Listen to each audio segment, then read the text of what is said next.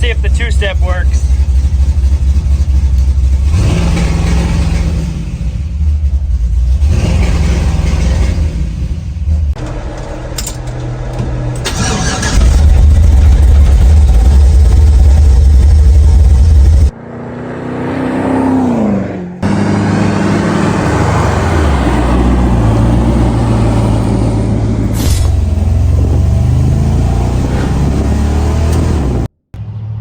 Hey guys, what's going on? It's Friday morning. Gonna do some work to the truck today. I got a bunch of parts in.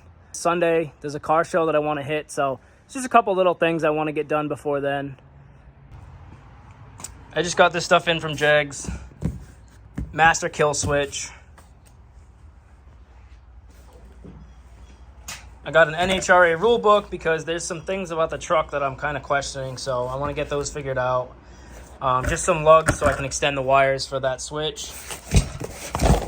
These are seat tracks so I can put the passenger seat in, because right now it's just a single seat. And then this bulb was bad on the gauge. Can you focus in? There we go. That bulb was bad, so I just replaced that, just so the gauge works at night. That's pretty much it for this order. I do have a Motion Raceworks order coming in. I have a nice momentary push button that I'm gonna probably put right here. Basically the Terminator X is built in with a two-step, so all you have to do is put a ground to it and you can set it to the desired RPM and you got a perfect two-step. So I want to set that up in the truck. Right now, I also got everything for an oil change for the truck. Right now I'm gonna work on just drilling everything in so I can put my master kill switch on the back. So let's get going.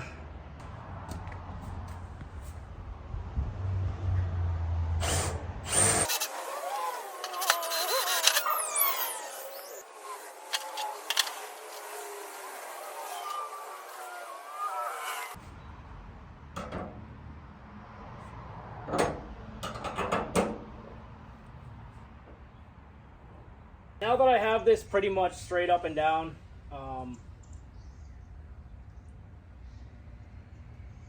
it has a little hole right here.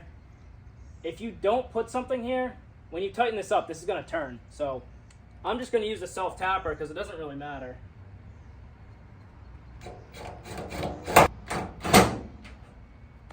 Perfect. Not going to interfere with anything.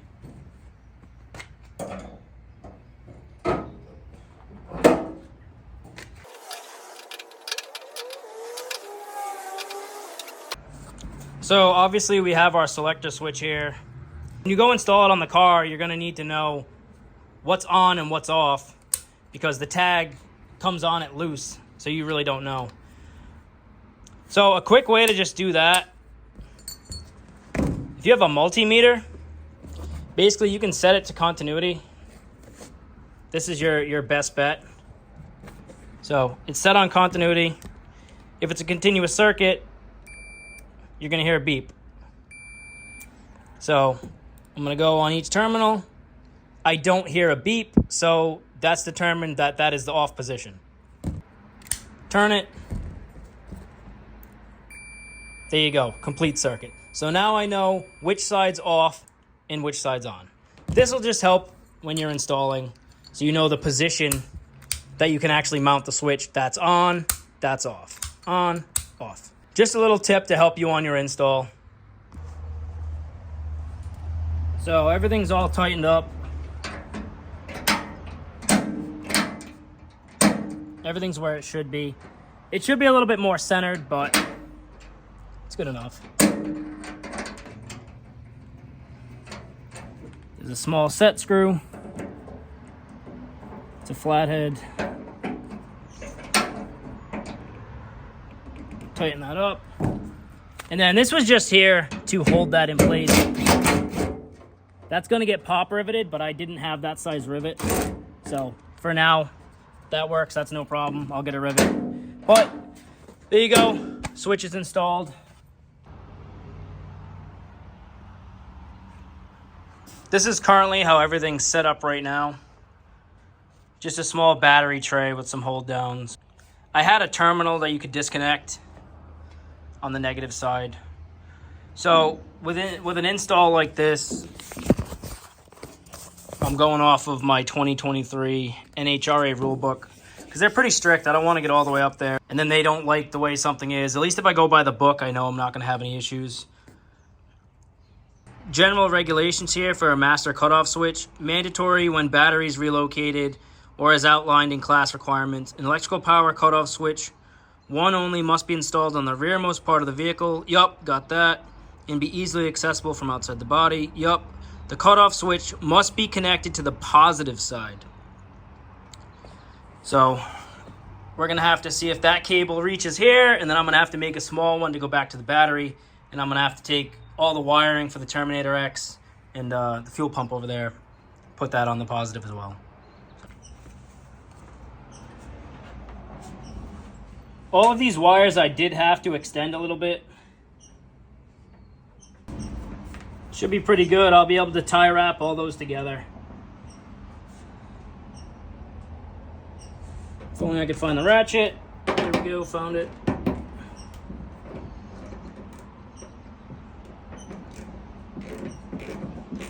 That should be good. That's never going to come off. These are just all the positive wires that run the Terminator X, and then the main starter positive wire right here.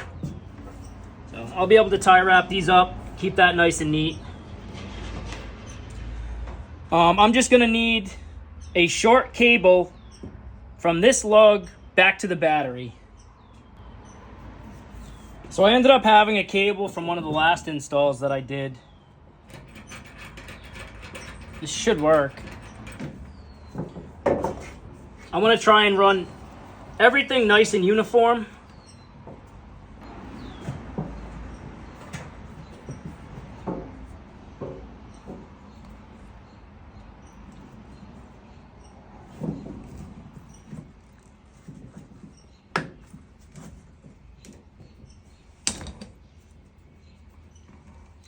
All right, now that we got our length, we're gonna take this back off.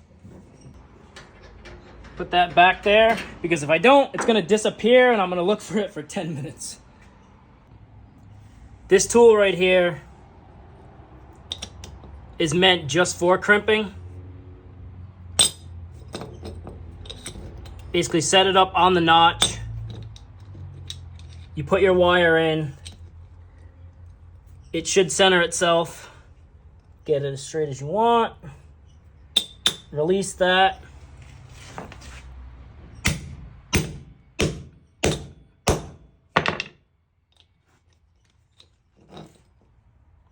Perfect crimp. All right, the switch is in the off position.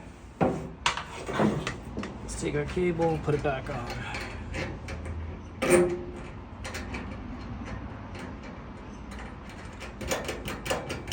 I know this is kind of the boring stuff, but all these little things that I'm getting done is going to add up to the bigger picture.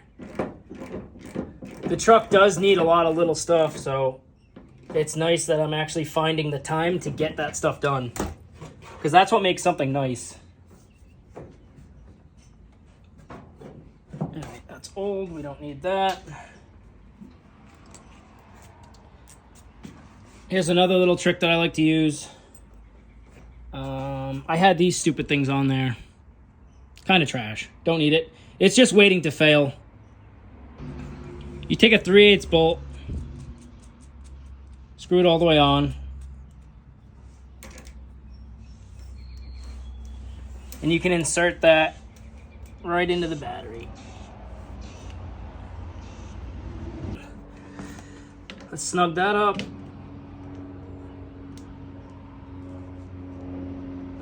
Obviously, you don't want to crank it because that's a lead terminal. You'll strip that out very quickly. While I'm here, I might as well do the same thing to the other side to make it uniform. Here's the final product for now. Everything's all strapped together all the way down. I don't really like the way this wire's ran, but I'm not going to redo it right now. That's for the fuel gauge. All right, let's see if the switch actually works. In the off position, I shouldn't be able to put the headlights on. Oh, I have no headlights. Nice.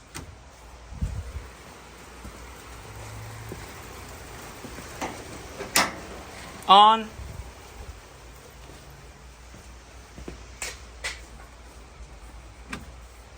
We got headlights. So, wired correctly.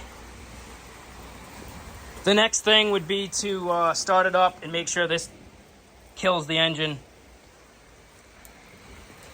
Really? More rain? This is never ending. Horrible. Cannot get anything done outside. Hey guys, what's going on? Monday morning. Obviously I'm sitting here sweating. The weather is insane right now. It's wicked humid. And then there's supposed to be more rain this week, which has been going on for, what, 3 weeks now? Whatever. Anyways, so I'm going to pick up a motor for the Camaro. It's not exactly what I wanted, but if I'm getting rid of the LS for now and going with a small block, this is a deal that I just can't pass up. So, unfortunately, I'm not going to be videotaping while getting the motor, but once I get it in the back of the truck and I get it out of there, I'll take some videos for you guys. It should be a good motor. It looks very clean. It's pretty much everything that I could want, and the price you can't beat. So, all right, let's take the ride and see you guys in a bit. All right, guys, I made it back home. Very interesting to get this thing loaded, but we got it. Here it is. It's a late 80s, early 90s, center bolt headed 350. It's pretty clean. It looks like this intake's never even been used. It's got a little bit of dust and stuff inside, but it's a very clean motor for sure. I really don't know anything about it. I was told it was low mileage, but I mean, that was it. So, you got the nice little header bolts. You can throw the wire through so they don't back off. It was off of an automatic. This is the only thing I know about it right here. So,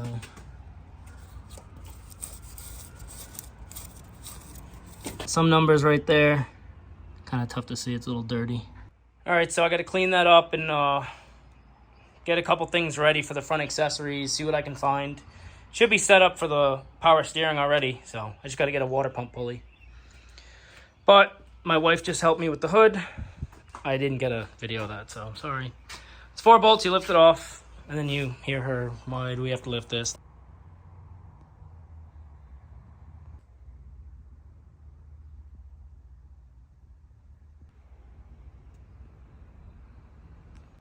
So I ended up getting a couple things from Motion Raceworks. I basically just got this button with the little harness so I could run the 2-step from the Terminator X.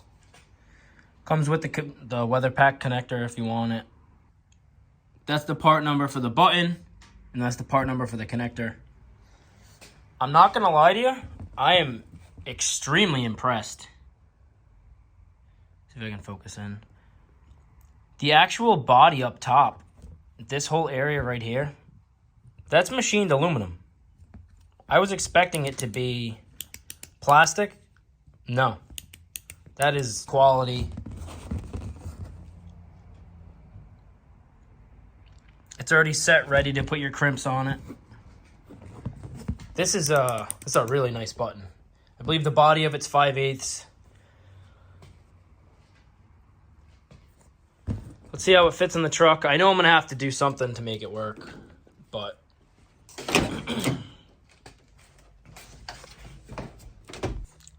let's see how it fits. Obviously, having the Trans Am steering wheel, it's nice because it already has holes in it, but I want to say it's going to be a little too big of a hole.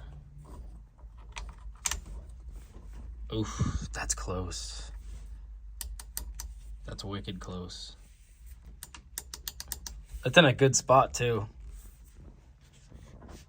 If anything, it looks like this is just a little bit too big, but this sits right in there perfect. If I could come up with a washer for the back, tighten that up, that'd be perfect right there. I wouldn't even have to do anything. I thought maybe I'd have to TIG weld a washer on or something like that. Something with a smaller inner diameter. So apparently, if you have a Trans Am steering wheel, This Motion Raceworks button fits right in.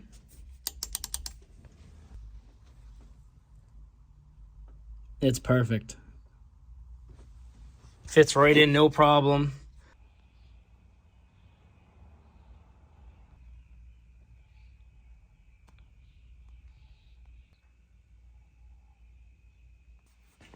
Alright guys, so here's what we're working with.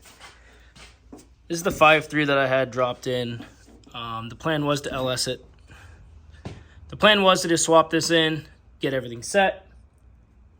But as you guys know, plans do change. So this car is already set up for a small block. At the moment, I don't have any wiring. I have a computer for it. I don't have an exhaust for this.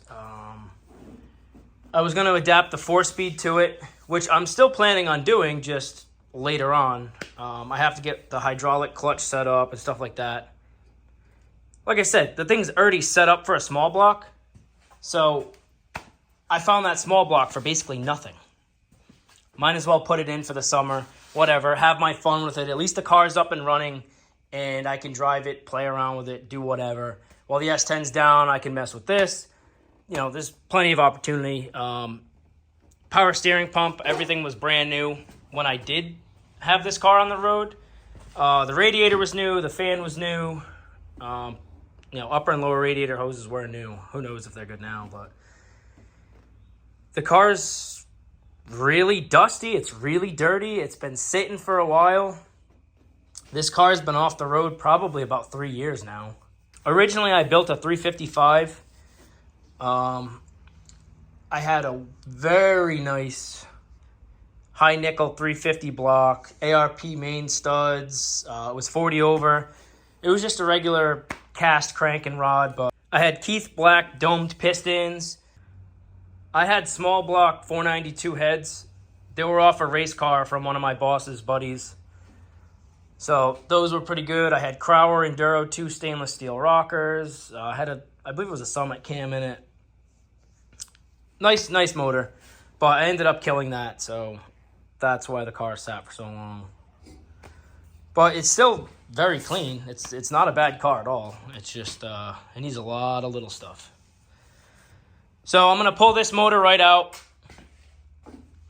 Nothing's even bolted up. I literally just dropped it in, and then I'm gonna clean up that small block over there, and we'll just get ready. We're gonna drop it in. Just start doing all the little stuff. There is a bunch of parts that I have on the way, so. All right, let's pull this thing out and get going.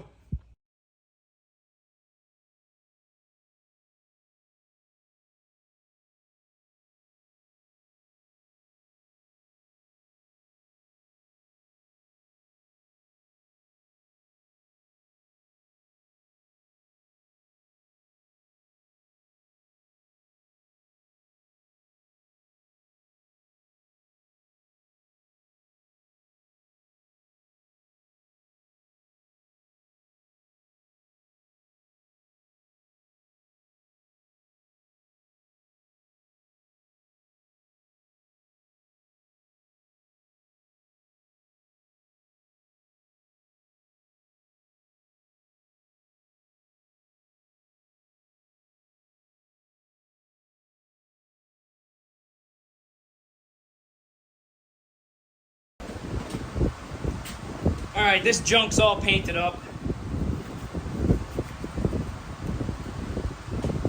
So, this motor was most likely out of the trash because it came from a scrapyard. Now I have it, and it's probably going to end up in the trash. So I'm going to nickname this small block Trash Day. Because, like I said, it came from the trash, and it might end up back in the trash. I have no idea if this is going to run. This is a $200 small block. I put $10 worth of paint on it, a little bit of time. I have no idea if this is going to work, but there's a chance. Slim chance, but there's a chance. I'm giving this a 30% chance of being a good motor. It's clean inside, don't get me wrong. But I just know the luck I have. So we're going to give it a 30% chance that this motor is good. and it's actually going to run with no issues.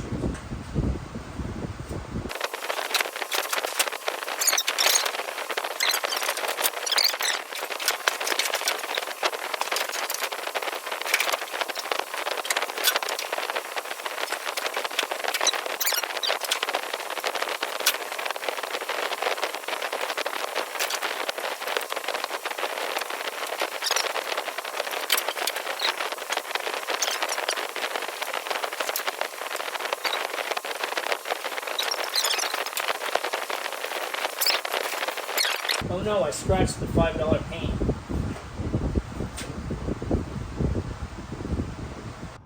So I had to go into my Terminator X to select the inputs and outputs, just so I can activate the two-step. So if you don't have the inputs and outputs bar brought up, you gotta go right here in Toolbox, add individual config.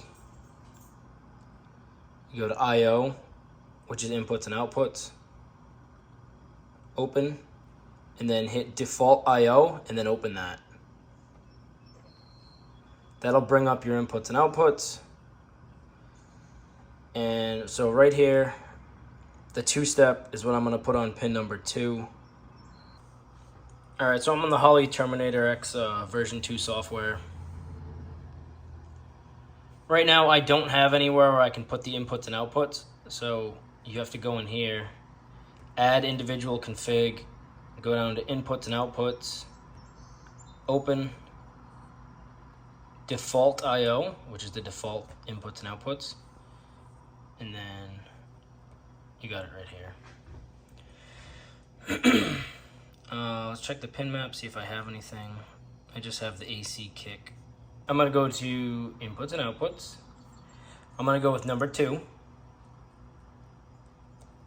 I wanna say, for some reason, a lot of guys say they have a problem using input number 1 because it's mostly preset. Not sure what that means, but we're gonna go with number 2 anyways.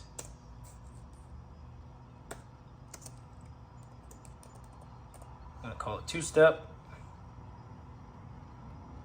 enable, and that's it. There's no configure that comes up for this. That's everything that you have to do on the computer here. So I'm gonna save my file. Some are not mapped. Yep, that's all these. Obviously there's 40 other inputs and outputs. And that's it. Saved. I just put the SD card back in. Put the ignition on.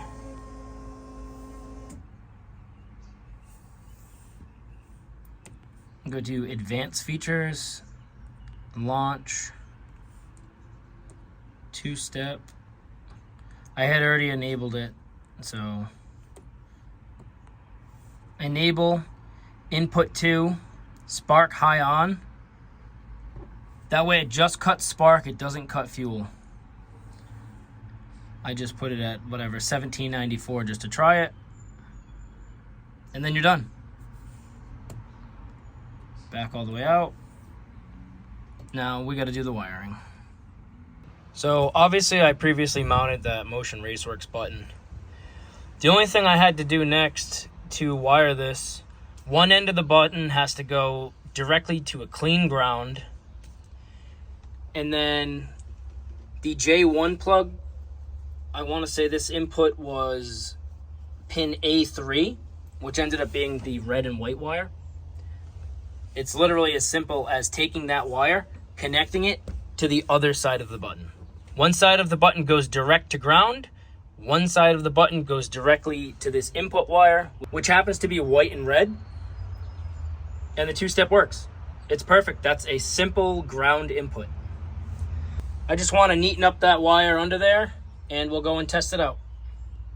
So now that the S10's all wired up, I do have to run some errands. I got to grab some zip ties, a couple other things, oil pan gasket for the Camaro. We'll make sure everything's all set. I just have to move my truck and move my blue Camaro quick, and then we'll hit the road. I do have a new function that I found on my phone. So it has, I want to say it's called athletic mode or something like that. Oh, Winnie's pissed at me. It's like athletic mode or active mode, something like that. But the camera shouldn't shake as much when I'm taking a video in the truck. So I hope it helps. We'll see what happens. Hopefully it's a little bit better because I can't deal with a shaky video. I'm sure you guys don't like it either. So let's see if it fixed it. We're in my blue Camaro. It's a 2010 Camaro SS. I do plan on incorporating it more into the channel, but the only reason why I haven't been driving it is because I broke a trim piece and it really pissed me off. So I haven't touched it. I'll show you guys the trim piece. It should be in, I want to say, by Saturday. Everything inside is silver. Little trim piece there. But the sun kind of made this trim piece fall off a little bit, and I tried to fix it, and I accidentally broke it. So that's why I haven't been driving the car. I know it's a stupid excuse, but it pisses me off. So I have a new one coming in. Should be Saturday. Then we can, I don't know, have some fun with this, I guess. I really don't drive it much. Maybe 1,500 miles a year, if that. I did just notice that the phone mount I was using is wicked sloppy. There's a small set screw in there that kind of fell in. So that might be part of it. Either way, it's a cheap little plastic one. So I did get this. This is full metal body. It's got ball bearings in it.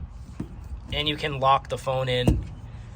We'll see what happens. It's a little bit heavier, but it should be better on our phone mount. I was just shaking the phone mount side to side, and in here, there was actually a bunch of play. So I think that's what was causing part of the shake. Either way, let's give it a try. Hopefully it's better.